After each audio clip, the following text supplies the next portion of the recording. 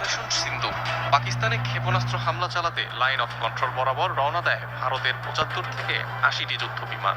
বহরে ফ্রান্সের তৈরি রাফাল, রাশিয়ান সুখোই 30, মিগ-29 সহ অত্যাধুনিক সব ফাইটার জেট, যেগুলো বহন করছে স্কাল্প এবং স্পাইস 2000 এর মতো মিসাইল।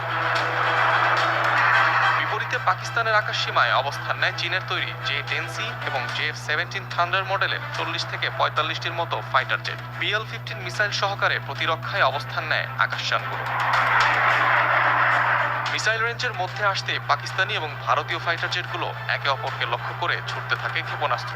1 ঘন্টারও বেশি সময় চলে ডগ ফাইট। কোনো সময় 160 কিলোমিটার পর্যন্ত কাছাকাছি চলে আসে ফাইটার জেটগুলো। এর সাথে যুক্ত হয় ভূমিতে থাকা পাকিস্তানের আকাশ প্রতিরক্ষা ব্যবস্থা চীনা HQ-9। দুর্ধর্ষ এই আকাশযুদ্ধের ঘটনা সাম্প্রতিক সময়ে দীর্ঘতম, এমনটাই দাবি বিভিন্ন সামরিক সূত্রের। এমনকি দ্বিতীয় বিশ্বযুদ্ধ পরবর্তী সময়েও দেখা মেলেনি এমন এরিয়াল ওয়ারফেয়ারের।